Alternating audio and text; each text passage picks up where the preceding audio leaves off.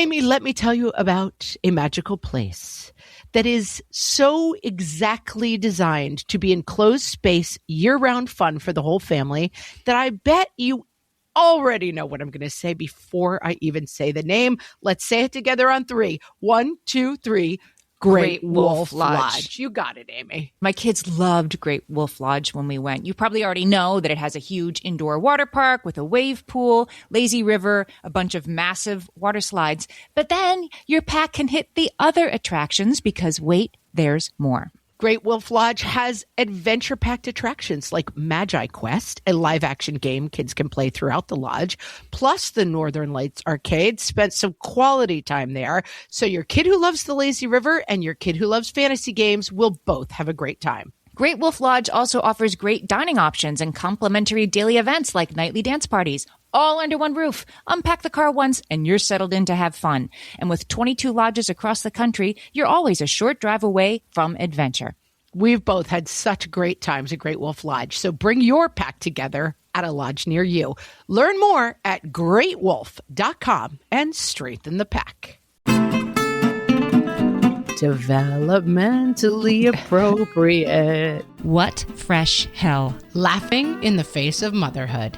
I have 4 ponies at my house. With Margaret Abels and Amy Wilson.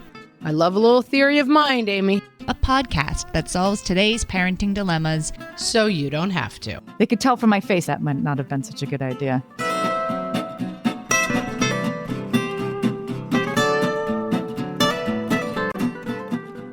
Hello and welcome to What Fresh Hell, Laughing in the Face of Motherhood. This is Margaret. And this is Amy. Today we're going to talk about why kids lie, ages and stages, when it's normal, when it's not normal, what to do about it, and all that stuff we usually do. We're going to solve it completely in the next 40 minutes or so. First of all, love that for us. Love that for our listeners. That's not a lie. Lying is one of those things that I think we attach morality to that is maybe not there often. Interesting. And I think that's a really interesting, that lying is somehow the sign of a bad child. Bad children lie and good children tell the truth. Right.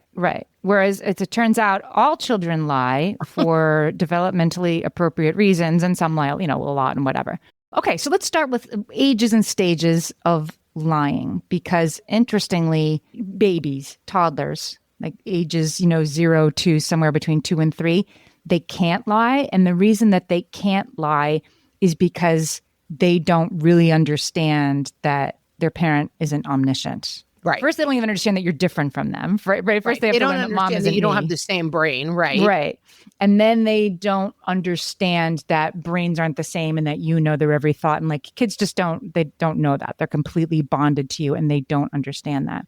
And it isn't until kids are 3 or maybe 2.5, if they're very precocious, that they develop something that's called theory of mind. I love a little theory of mind, Amy. Hit us. So theory of mind is the ability to anticipate what another person thinks or feels, and to understand that other people's beliefs and feelings are different from one's own. So this means like your 1.5-year-old won't lie to you, but they'll also pull your hair or, pinch mommy and think it's funny, because they're not doing that to be naughty. They're doing that because they don't understand that somebody else can feel sad when they're happy. Somebody else can feel pain when they don't.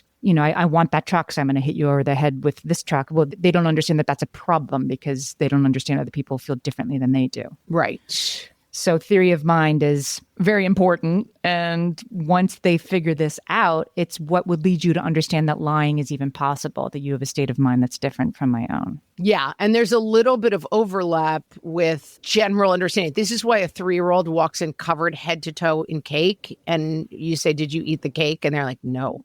Because they understand that the correct answer is no. They look at your face and they know that the right answer is no. But they don't really understand all the connections between, like, I'm covered in cake. Like, if I wanted to not be caught eating cake, I should not have covered myself in it. That's true. That it can come not just out of, like, I can get away with something because they don't know what I know, but that I want to please mommy. That Facebook video everybody's seen of the girl who's covered herself in lipstick. Her lipstick. Her lipstick, right? I forget what she says, but she's covered in lipstick. It's like, no, I'm not. I'm not covered in lipstick at all. Right. That's a little bit more. They're lying, but they're doing a little bit more the thing that we've talked about, which is how horses can do math. They're watching your reaction and knowing what the right answer is. The right answer is I didn't take your lipstick. The right answer is I did not put any lipstick on. So are they lying? I mean, technically, but what they're really doing is just reading your face and knowing that the right answer is definitely no. So there's a psychology professor named Dr. Kong Lee, University of Toronto, has studied lying in kids. And Dr. Lee says that lying, being able to lie, having the ability to even do it, requires two ingredients. One is theory of mind. And Dr. Lee posits that children who are better at theory of mind are also better at lying. And we're going to get to that because it was a really interesting study. But that makes sense. Kids who are more clever and more adept at understanding people's mindsets. But also that you need executive function, which is the ability to plan ahead and curb unwanted actions. So yes, this kid, did you touch mommy's lipstick? Well, that kid is trying to plan ahead. I can see where this is going to go if I say yes. I'm curbing the unwanted actions, which is I can tell I'm not supposed to say I took your lipstick. So I'm going to say, no, I didn't, even though the evidence is all over my face. That's a kid with executive function and the ability to plan ahead or try to. The flip side of that, having had kids who were tested early for spectrum stuff, generally kids with developmental delays cannot lie until they're older. Because theory of mind tends to develop later for kids on the spectrum. They don't have the two parts of, they're delayed in executive function and they're delayed in theory of mind. And so it can be a very strong tell that kids are on the spectrum if they are not lying by the age of 5. Oh, that's interesting. Yeah, it's the flip side of it. So this University of Toronto research said that a 2-year-old who talks a lot, maybe 1 in 3 can lie, but most 2-year-olds can't. By the time they get to 3, about half can and do.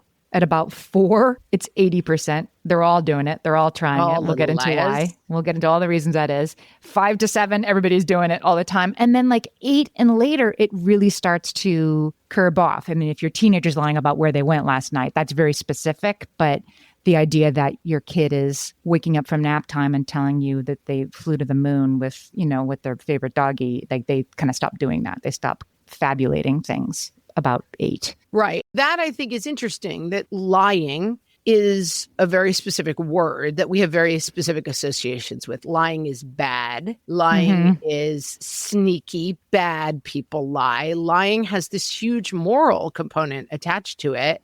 And that as you're raising kids, I think it's very interesting that lying is an odd developmental phase that is kind of important. And I think people would recognize that as, what did you and Kitty do when you were at daycare? Oh, Kitty and I went on a train and we, I'm talking about a stuffed kitty. We went here and there. People are stop lying. That's bad. But a child who looks you in the face and is I did not do that, you do have this feeling of what's wrong with this kid. We feel strongly that as social people, someone who can look directly in your face and tell a lie is a sociopath. And that's the bad seed. Right. Yeah, the bad seed. Right, right. Lying is developmentally appropriate. We still need a theme song for developmentally appropriate and biological imperative, but it's developmentally appropriate. And I think it's important. That doesn't mean that it's totally fine if your child lies. There's no consequences to lying. But I do think we overcorrect for lying is bad behavior of bad children. And in fact, lying is human behavior that develops in children. Of typical children. And its onset can be really sudden. I'm quoting Dr. Matthew Rouse here. He's a psychologist at Child Mind Institute. That the onset of lying in a kid can be very sudden, and that can be completely typical. That's how it goes. And yet if you have a kid who's doing that all of a sudden, you're freaking out as a parent, oh no, lying is bad. I have a kid who lies. My job is to turn off the lying. And I don't think it's black and white for kids in terms of don't lie to me. It's wait, what does that mean? What, I don't think that children understand lying in the same way that we do. This study I thought was really interesting. So Dr. Kong Lee, who studies kids and lying, I guess, at the University of Toronto, had this idea that theory of mind, you need theory of mind to lie. So then the theory became, are kids who are better at theory of mind going to be better or grasp it, be better at lying? So they had a study in China. They took about 60 preschoolers and they put them into 2 groups. And half of the kids had 6 sessions where they learned about math and numbers and spatial reasoning. And half of the kids had 6 sessions of theory of mind training, where it taught them how to understand other people's mental states and feelings and facial expressions and things like that. So they split the 2 kids up. After those 6 weeks, they found that the children who got the theory of mind training as preschoolers were not only more frequent liars, but were way better liars than the ones in the other group. And that lasted for about a month. And then it kind of evened out. But that it is something that you can learn. Again, not bad, just interesting. They're just trying out. It's like a baby that was lying down at nap time, no problem. And all of a sudden they're standing up and they're getting stuck standing up. And like every day at nap time, it's a huge issue. Like it's not, they're using something they've learned, not necessarily for better, but I've figured out this thing and I'm testing it out. Yeah, for sure. And I think that that's right, that we over-indexed for morality with lying and that it really is, it's like rolling over. It's a developmental milestone. And we don't hear enough about that because I feel like people have an idea of like, is my kid good or bad? And I would argue strongly that there's no such thing, but that your kid may be exhibiting good behaviors or bad behaviors or troublesome behaviors, but that lying until the age of, let's say, 8 is mostly a developmental issue, not a moral issue. I think there's, ways you can figure it out. But let's start to talk about why kids lie. This is a big section, but let's get into it because there's a lot of different reasons. We're going to link in the show notes to a Child Mind article by Beth Arkey, who breaks this down really well. A lot of this is from that article. She says that most parents think kids lie.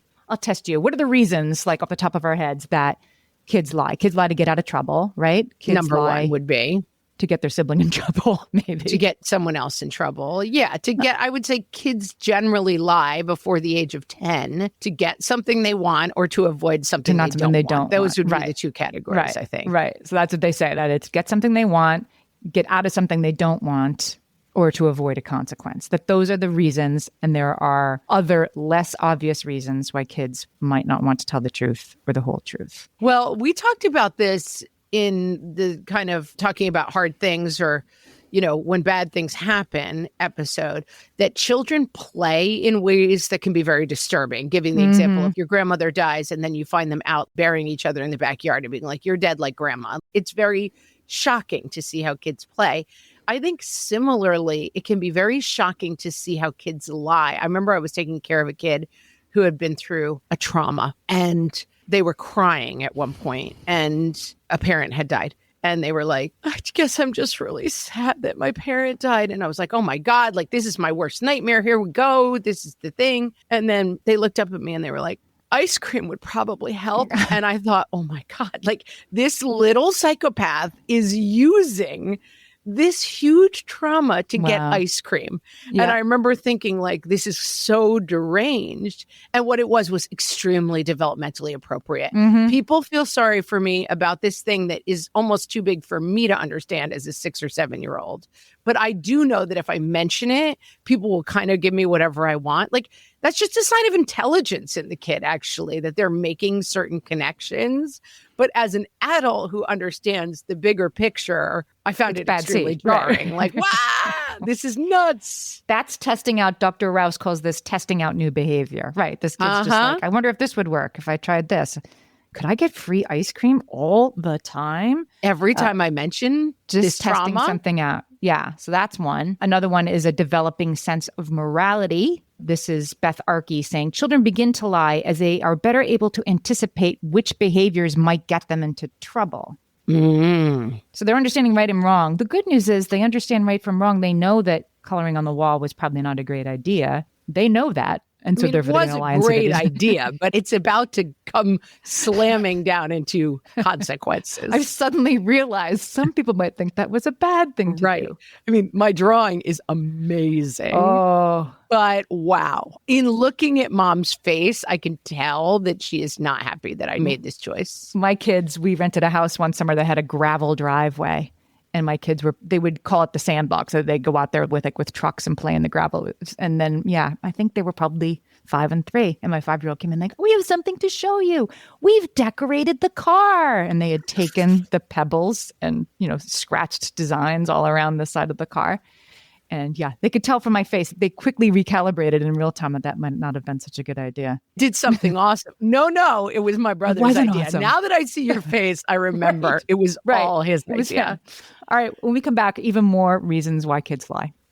Hellions, it's time for some spring cleaning, and I don't just mean the coat closets. Doing your financial spring cleaning can actually be super easy when you let Monarch do your financial spring cleaning for you.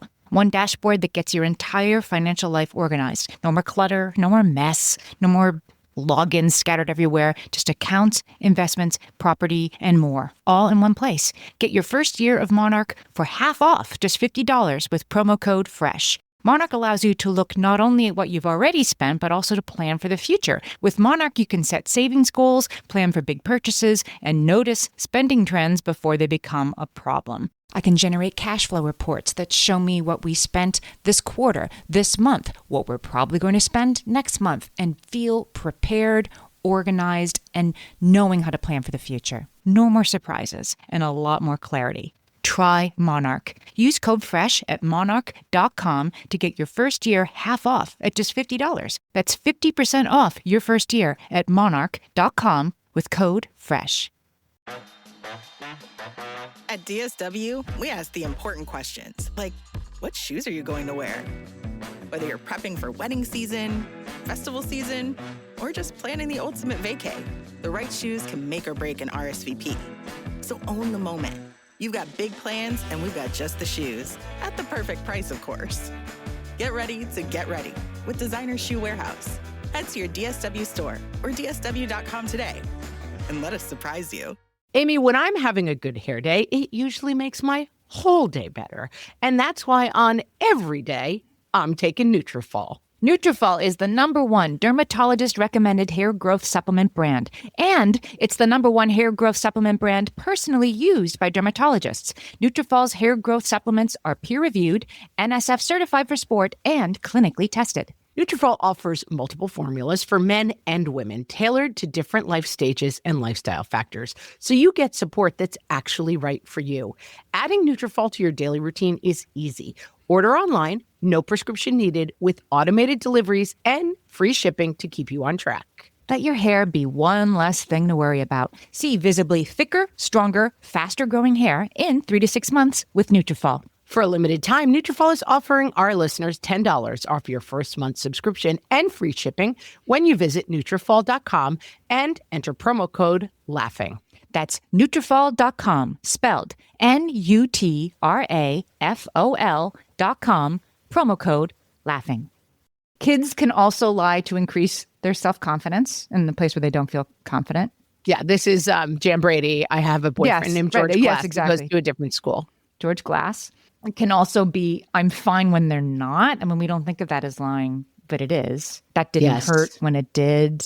Or right, that didn't hurt my feelings. Or like, yeah, that's kind of a sad one. Yeah, this is also, kids get very good at calibrating the temperature of rooms and stuff. And in like high trauma households, they get very good at what to say to not make mom mad, or, okay, mom's sleeping because she has a headache or whatever. And they kids are incredibly good generally at reading dynamics in spaces. And I think kids from high conflict situations are even better at it. They're doing their job at this age, which is like their little Terminator brain, right? Is taking in information and ding, ding, ding, ding, ding, ding, like, what am I seeing and how am I supposed to react to it?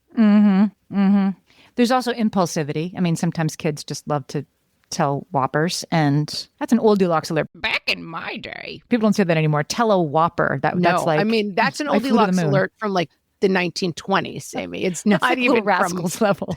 1980s. Some kids are just impulsive. We had a kid come to visit our house once, and we were taking him with us to my in-laws' house, the grandma's house.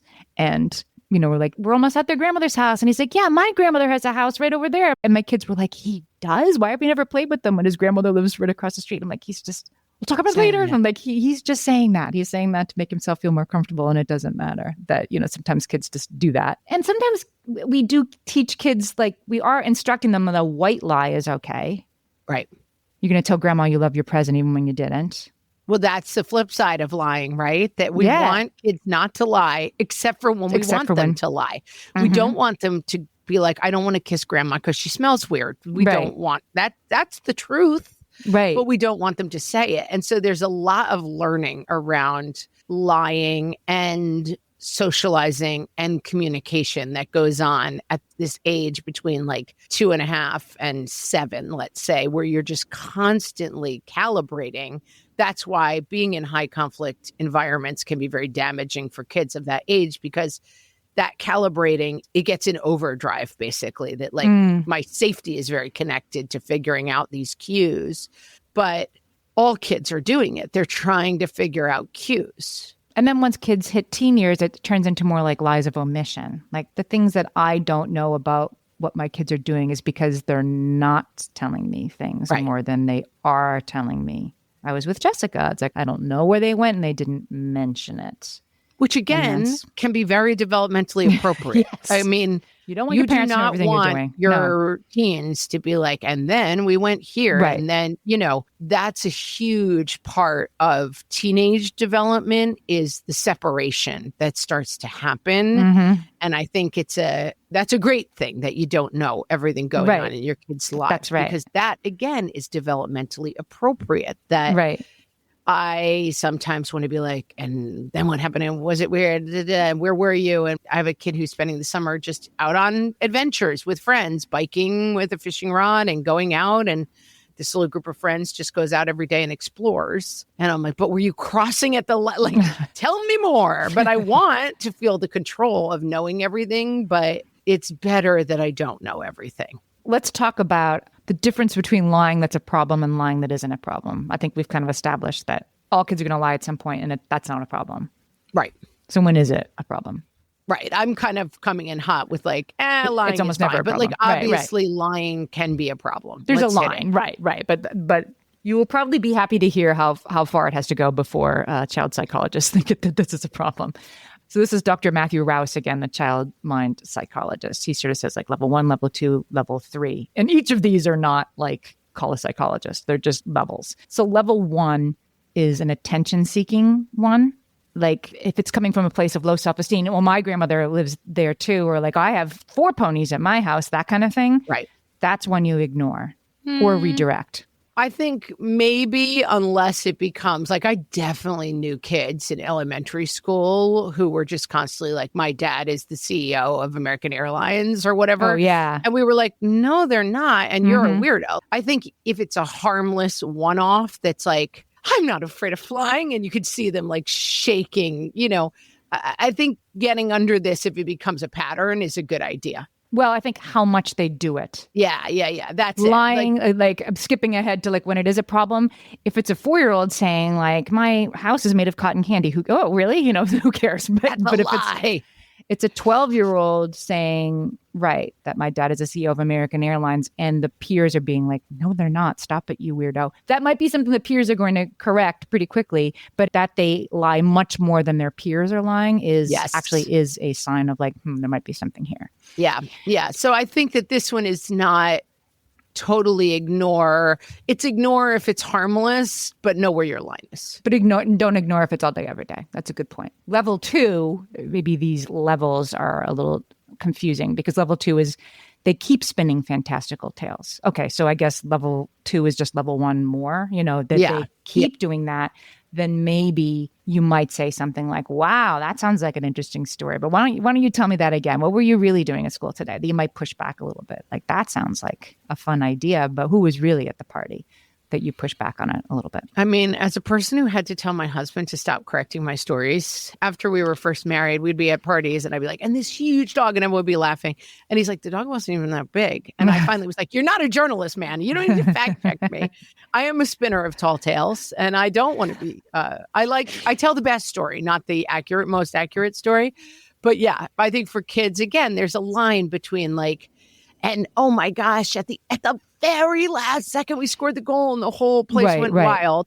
Like, you probably know that's not exactly how it happened, but that's like the fun version of the story that makes them the hero. It is a cool version of the story versus that doesn't sound right. And I find with my kids sometimes that they tell me stuff not in the news, but like, oh my gosh, did you hear that? I don't know, like in 2 years, climate change is going to wipe us all off the map. I'm like, yeah, there are elements that I understand where you got it from, but like, let's walk through that as a story or a version of the story that seems important. But there's a difference too between, I'm realizing, like if a dog came running out at the party and you're like, this huge dog, and it wasn't actually that big. Okay, but there was a dog. You're not saying a tiger came in. Yes, right. You're not completely fantasizing about things that didn't happen. You're exaggerating for comic effect. Yes. Level 3, he's saying, is a lie, like you lied about where you were last night. You didn't bring home the test with a bad grade. Like you did something you shouldn't have done, and then you hid evidence of that in order to try to avoid consequences. Yeah. He's calling that out as something more specific that may require a consequence, short-lived consequence, he says. And fixing the wrong should be a part of that. I think I'm coming to a conclusion a little bit early, perhaps, but I think that what this is making me think is that lying is behavior. Lying is not who a person is. It's behavior and it's communication. In the same way sometimes that like hitting or screaming or tantruming, that you have to attack lying from kind of that same point of view. Like lying is communication. And if you're lying about your homework, let's get underneath that and be like, what's going on in this class that we're not handing in our homework and lying about it? Right. And that you felt like you had to hide it from me. Right. Or what's going on with your friend group that you're telling them that we have a Porsche, or what's going on? Like you have to see that lying can often be it's behavior, it's communication, and it's a clue to something that's going on in their lives that like, you can't just be like, stop lying, stop lying, stop lying. You have to get under it and say, why are we lying about this? I'm going to come at you with Dr. Harold Koplowitz. He's been on this show. We'll link to the fresh take we did with him in the show notes. He started the Child Mind Institute. He would agree with you, Margaret. He says habitual lying is a symptom, not a diagnosis. I'm going to tell you, I did not even look forward in the notes. I did not cheat, but it really occurred to me as we were having the conversation that like lying is like a rash on your face. It's something that's going on with your system that is manifesting in lying. Right. It's not who you are as a person. We're saying that all kids lie. Some kids lie a lot. So then the habitual part is something you need to look at. But even then, the habitual lying is because my parents are fighting a lot or whatever. That's not a diagnosis in and of itself. That might be a kid who needs some support, but it isn't. We have a liar here. We got a bad take this medication 3 times a week. We got a bummer. Right. Yeah. Right. So let's talk about some of the signs that it might be more of a problem instead of developmentally appropriate. Okay. We've covered them, but the frequency. Yep. And the idea that there's no discernible reason, like why are they telling me this? I mean, I do know a kid like this. It's like they just say this stuff. My dad is the president of American Airlines. Like, why are you even saying that? Right? What is the? I know that's not true. I know that's not true. Why are you even saying this in the cafeteria? And let's be very clear. We all know adults like that too. Like, why are you saying things that you and I oddly both know are not true? Oh my God. One of my kids, I'm not going to give any more details than that. One of my kids grew up going to school with a kid who was this kid and would always be at the dinner table like, this kid says this stuff and it's not true. And we would sort of be like, oh, that's a little annoying, but whatever. Just say like, okay, and move on. Doesn't matter. You don't have to prove them wrong. Or I got talking to one of the parents at a holiday party and I haven't seen these parents in a long time because like this is when my kids were little. And the parent, like at the holiday party, was just completely fabulating stories, doing it too. I couldn't believe it. I couldn't believe it. I'm like, oh, well, this is where it came from. That their kid is the most amazing kid and got like scores that nobody ever seen and was actually like, I know that's, as you say, like, I know that's not true. Why are you even telling me this? So it is sometimes a learned behavior. Lying more than their peers lie. That's a reason to be concerned. Yep. Experiencing other personality issues that go along with it. Mm-hmm. Okay. And a pattern that's getting worse. Yeah. If your kid is hiding things from you and then they're hiding more things from you. Okay. So all of this is true. And even then. And lying that has consequences, right? Like lying about where they are, lying about. And I think lying can be a good sign that you are on the wrong side of the net with your kids. You know, that like they're lying to you and it's causing conflict that, you know, I try to say to my kids, listen, if you're out at a party and something's going on that you don't like, or you can't drive the car, and I don't have drivers yet, just call me and be like, I got drunk at 17, but then don't drive the car to try to cover up the fact that you're like, let's figure out where, I mean, they always say this in politics, right? The cover up is worse than the crime. Don't get into a situation where your lies are getting you.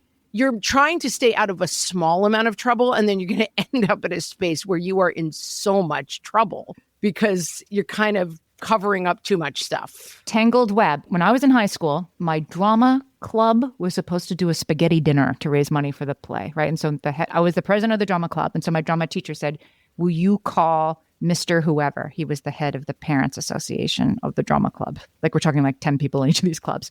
I was supposed to call like this dad that I didn't really know on the phone because there's no email, right? And talk to him about setting up a spaghetti dinner. And then the next week, my teacher said to me, I was in high school, and my teacher said to me, did you call? And I said, yep, I called. Well, I hadn't called. And I really didn't want to call like somebody else's dad and talk to him. I just couldn't imagine doing that. Creepy and weird. So it was easier to lie to my drama teacher about it. Anyway, by the time, like the tangled web that I had to put up to support that I had talked to him and that this spaghetti dinner was underway planning when I just needed to come clean and say, and then eventually I did. And she was like, why did you tell me you called when you didn't call? You know, I couldn't even really explain it anymore, but it quickly got way beyond my ability to handle it. I want to say something about that as soon as we come back. All my kids learned to swim when they were little. It was super important to me that they be confident and safe in the water. There was only one problem with that: taking them to swim lessons. I mean, the pools were freezing. There were always cranky adults doing laps right there. And it was definitely not, for any of us, what you would call fun. Amy, heard. But now there's Goldfish Swim School. Goldfish takes a really thoughtful approach to swim lessons, combining research-based teaching with a warm, kid-friendly environment that actually helps kids thrive in the water. Every detail at Goldfish is thoughtfully designed to create a golden experience, from shiver-free, warm indoor pools to comfy waiting areas for parents to professionally trained lifeguards on deck. Goldfish uses an approach called the science of swim play, which combines guided play with proven teaching techniques to help kids learn to swim, build water safety skills, and gain confidence, all at their own pace.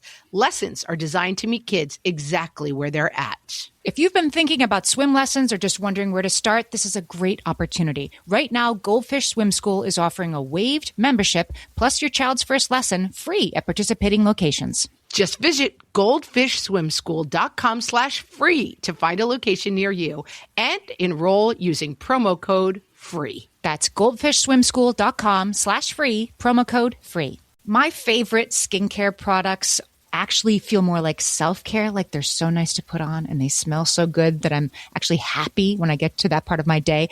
And I swear that is how I feel about Osea's anti-aging body balm. Amy, you are usually the lotions and potions queen on this podcast, but I have to say, hard agree. Osea's anti-aging body balm is a liquid silk body balm that combines the lasting hydration of a lotion with the firming power of a serum, leaving skin smoother and firmer. This body balm is clinically tested and designed to deliver visible results you can see and feel. So we've gotten to use this product for a couple of months now, and I swear I have really noticed firmer and smoother skin, like on the back of my hands. It's like getting a mini spa treatment from head to toe. Get a spring-worthy glow with clean, clinically tested skincare from Osea. And right now, we have a special discount just for our listeners. Get 10% off your first order site-wide with code FRESH at OseaMalibu.com. That's 10% off your first order with code FRESH at OSEAMalibu.com. And now, why moms tell lies and when it's okay. From the What Fresh Hell podcast. When you're eating a bowl of ice cream and you really don't feel like sharing. Oh, sweetie, you wouldn't like this ice cream. It's really spicy. When your kids proudly show you their artwork. Oh, this is beautiful. Oh, no, of course I could tell it was supposed to be a cow. It looks just like a cow. And this is its face? Oh, no, its leg. Oh, right. That's its leg. I mean, of course. When it's time for homework. Are you crazy? It is super important to know how to scoop words with one open syllable. In order to function as an adult, you really need to get that right. When you get caught. What? No, honey, I didn't put your special art project in the recycling bin. Oh, no. That's the special place I save treasured things that I want to frame later on. When the pet runs away. Fluffy's fine. She is alive and happy in her new home. You know, as sad as it is, pets sometimes just go off to find their soulmate. And sadly, sometimes that soulmate lives somewhere really far away. You should be happy for Fluffy and her wonderful new life. When you just really want to.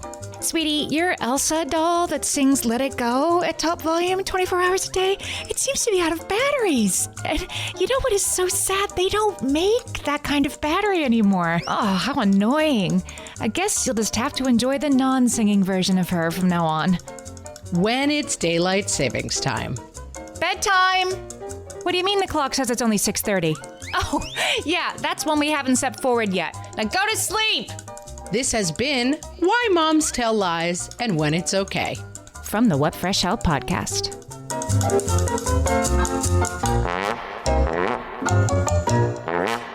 I touched on this before, but I think it's so important that in the same way that we don't understand kids burying each other in the backyard and playing grandma's funeral disturbs us, the way that people lie, and especially kids, I think can be very confusing. Like, why would you lie? Why did you tell that lie, Amy? Mm-hmm. You don't know today, and you didn't know in high school. Like, what a weird thing you did. Call that guy. Right. I think that can get very, like, literally right here is the easy door of, no, I didn't because I'm feeling shy about it. She might have helped you. There was literally no reason to tell that lie. You made things 400 times more difficult, and you like ruined the pasta dinner. Like, why? There was no pasta dinner. Just said. And as an adult, there's just a million examples of we all find ourselves saying a lie, and then you've made your life 800 times more complicated. And the ability to suss that out in kids and kind of skip the step where you're like, Amy, what the actual blank is wrong with you? What a bizarre thing to do. Lies can be very weird in the same way that burying grandma in the backyard can be very weird. So that's like the first thing that we shouldn't do, as it turns out, to help our kids lie less or to work on it, is to put them on the spot and force them to come clean. Like, I know you're lying. I know you didn't, or to say, so why did you do that? Because this is a perfect example and you're exactly right. I didn't know then. I just didn't want to talk to the guy. And then I didn't want to let her down. So I just punted and said, yeah, I called him. And then I couldn't. Now I would disappoint her if I told her that I had lied, and it blew up. But I didn't have a satisfactory explanation. This is why you like Fargo so much, because that's the plot of Fargo. The guy like tells just one stupid thing. Right. For no reason. Right. And I think that we want to be like, why? Why would you do that? Why did you do that? I have a kid who did something in school that was extremely strange. And basically, kids were putting soap on a mirror, and he ended up writing something really strange on the mirror that then set off a series of kind of events where people were like, who wrote this? And then, of course, he was panicked. Right. And I did make the mistake of being like, why would you write that? What's human? Of all the words to choose, it wasn't something, racist or something. I don't. We leave these things vague because we're not talking about our kids' lives on here. It was just such a strange choice of words that it made it even weirder. But then the kid who's just fooling around and having a good time and is like, it would be funny if I wrote this weird thing, walks out of the bathroom, and suddenly the consequences start hitting. And it's like, I now have to admit that I wrote this thing. Like, it just... The executive function kicks in. Whoa, a little bit too late. And right. You do have this reaction of, your example is so perfect, Amy, because why would you say that you called him when you didn't? There's nothing scary about calling the guy. Well, there was when I was 17, for reasons I can't explain. To an adult, it's just so weird. Or just say you didn't want to, or say you can't, or say, just be honest. But right. That Fargo feeling of, oh my God, a kid in my high school pulled the fire alarm, and it shot red dye out of a little thing at the bottom to stain their hands so that you could tell who did it. And the drama of, I mean, again, why did you pull the fire alarm? Because you had some weird teenager. I don't have executive function, right? Like you did not have executive function and you thought it would be cool. And now you're going through this, you're practically going to saw your arm off rather than admit that like in a moment of impulsive craziness, teenageness, you pull the fire alarm. Well, let's talk about the things to do instead, like calling the kid. The kid has the dye on their arm, right? You know. So instead of saying, admit it right now, you don't have to. You know, they know that you know. Like you can skip that part and instead say, particularly if they're little, put positive attention on telling the truth. This is Dr. Fran Walfish. She wrote a book called The Self-Aware Parent. She says, bust your child in a nice way. Stay away from being like, you liar, and you like, don't skip that part and just go to like, okay, what are we going to do to fix this? You're going to write a letter to the principal apologizing. You're going to clean up the hallway where the dye got on the floor. When, whatever the things are, you're going to make this right because it's important to tell the truth instead of like ring the shame bell and follow them around for the next week. That is exactly right. And I also find that with like the shame stuff, this incident that happened with my kid, we ended up talking a lot about. And in the beginning, they could not talk about it at all. They felt so ashamed of it. Yeah. And then in the months and years that follow, we'll still reference it sometimes, whether it's table talk or it just comes up in conversation, like what's the most embarrassing thing you've ever done? What's the most trouble you've ever gotten into? And I think that it's important to be like, I didn't understand why Amy told that weird lie in that weird situation, but it's not scary or shameful to talk about. That it's okay to say, we've all had that weird instinct to pull the fire alarm. And was that the dumbest thing you've ever done? It's up there in the top 10 for sure. Right. But remember when you just randomly pulled the fire alarm on a Thursday? Like, aren't our minds weird how they tell us to do these things? I think leaning in to the truth, and you listen, this is not a one and done piece of advice. You've got to calibrate. You don't want to make it like, Amy told that stupid lie because she's a dummy. Like you don't want to go into making fun of it. But I think that leaning into the shame, Sarah Silverman wrote a book and she talks about being in a car and she had a younger brother who died before she was born, an infant. And that at some point in the car, she was like, the child's name was Jeffrey. Someone was like, put your seatbelt on. She's like, yeah, because we don't want to end up dead like Jeffrey. And it was like total silence in the car. She's like, I felt what it felt to bomb for the first time as a comedian. But also your kids are trying to probe at, why don't we ever talk about Jeffrey? Like there's behavior there. If you can take it as communication, I think it's a little bit easier to get at what's going on. So this is like an older kids thing. For older kids, if you can tell the truth, if you can talk about it, which you need to do, then you move on to the consequence, which is to make it right? Yes. Which isn't to like live in the shame of being a liar. And you can't like move beyond that because it will help with older kids. If you were drinking at a party and you come home and you tell me you were drinking at a party, I won't be happy about it. There might even be a consequence, but that's way better than lying about it. Kids have to feel like they can say hard things to you out loud. Yeah, and the conversation should be, let's get on the same side of the net with this. Not like, now you're in trouble because you're a liar over there and I'm the righteous one and I'm going to stop you from lying.